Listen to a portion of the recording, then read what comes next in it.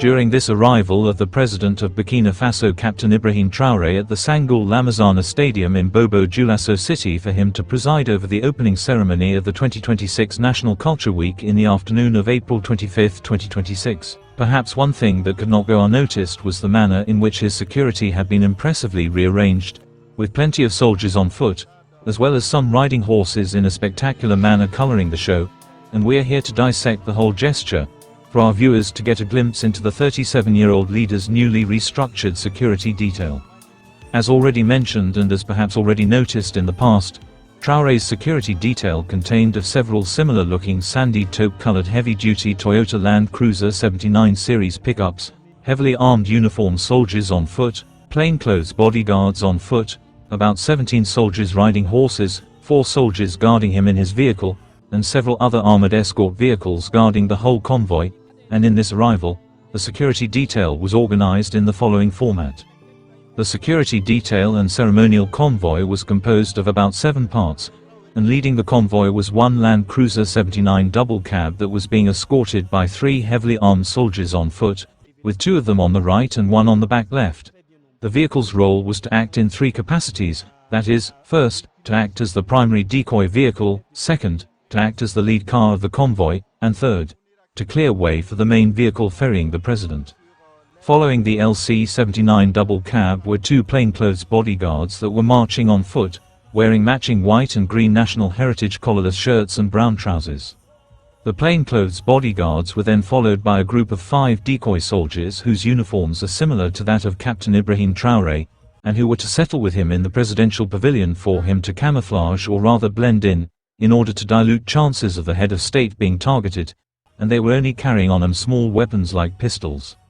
The camouflage unit was then closely followed by a group of 6 horse-riding soldiers who were dressed in golden-colored ceremonial tunics and special hats, whose golden color acts as the guiding light of the ongoing revolution and as well signifies the nation's mineral wealth, particularly gold.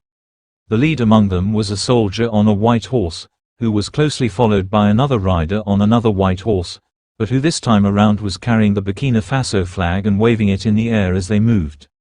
The white horses in this case were meant to signify peace, and gesture that Bobo Dioulasso city is a peaceful place, just like how it will soon be for the whole of Burkina Faso once the military has pacified all the troubled areas and gotten rid of the violent extremism menace. The 2 soldiers on white horses had been followed slightly behind by another set of 4 soldiers on a mix of black and brown horses, with 2 riding from either side of the convoy in order to properly clear way for the head of state as seen here. Then behind them now came the main heavily armored Toyota LC-79 series double cab in which the president was being chauffeured, and which had been accorded a tighter all-round security, starting with 5 heavily armed soldiers that were on foot, with each carrying a black briefcase or something that could interpreted as a decoy of the presidential satchel, and with 3 having flanked the vehicle on the right while 2 having flanked it on the left.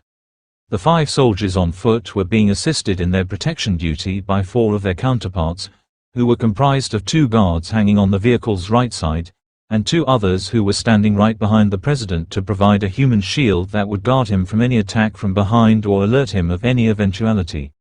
The president himself was standing in the custom-made sunroof of the pickup with only his upper body from the chest up visible to the public, and he used the opportunity to wave at the highly jubilant crowd at the stadium. Right behind the presidential LC-79 double cab was another set of 3 plainclothes bodyguards on foot, who unlike their counterparts at the front were this time dressed in matching white striped blue shirts and royal blue trousers, as well as white K95 face masks. 2 of them were steadily matching behind the pickup from either side, having taken positions just a few inches behind the rear tires, but the third one was slightly ahead on the left side of the convoy, clearing the way and rightly positioning journalists and the few members of the public that had entered into the field to cheer up the president, as well as other fellow soldiers so that they may not encroach into the lane that the convoy was using. Following right behind them was a group of horse-riding escort soldiers, who were in 3 sets comprised of 4 soldiers for every set, and they were dressed in ceremonial tunics that represent the 3 distinct national colors which also make up the national flag. The first set consisted of soldiers likely from the land force or rather army, and they were dressed in bright red tunics, which according to the national identity, red symbolizes the revolutionary struggle and the bloodshed by martyrs during the fight for independence, as well as the bloodshed that is being witnessed on the front line in the current fight against neocolonialism and terrorism for total sovereignty. The second set was comprised of soldiers from the Air Force, and their dressing was yellow, which signifies national unity. The final group comprised of 4 soldiers from the Marine Nationale, or rather Burkina's representative of the Navy, and which were wearing green, with green representing hope, the country's agricultural abundance and its rich natural vegetation. Then behind them was the final escort and protection unit comprised of several Land Cruiser 79 series double cabs, but this time only about 3 of them had been allowed into the stadium, and they were also being escorted by roughly 3 soldiers on foot per vehicle. And just to mention, the military band that was performing at the stadium and which comprised of soldiers drawn from the aforementioned branches of the military stood at alert as the president arrived, and they were complimented by a standing ovation from the elated crowd. Then at the entrance that the president had used on his way into the stadium, there had been parked another heavily armed protection unit comprised of soldiers on a Land Cruiser pickup on which a machine gun had been mounted.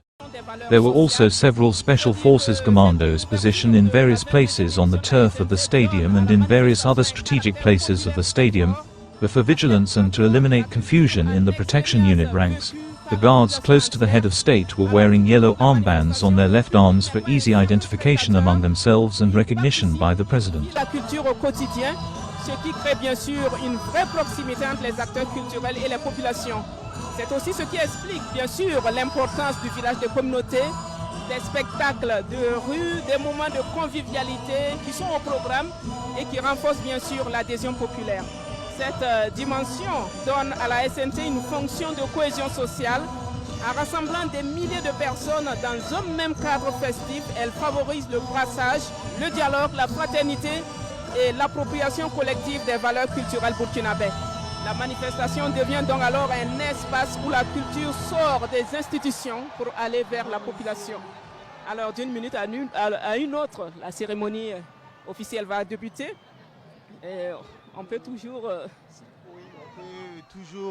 revenir sur ce moment qui a été très intense, ce moment qui a permis en tout cas au président Ibrahim Traore de faire le tour du stade, de saluer le peuple mobilisé ici pour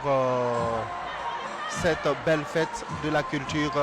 burkinabè. Le chef de l'État qui va d'un moment à l'autre recevoir les honneurs militaires. Un peuple debout derrière son leader, derrière son président, le capitaine Ibrahim Traore, qui va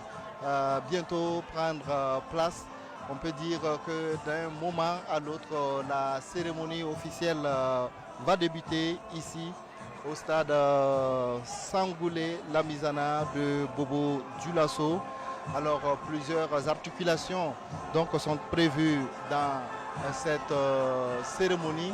Au-delà donc des discours officiels, on aura donc un moment assez attendu, le spectacle d'ouverture. Voilà le capitaine Ibrahim Traore donc qui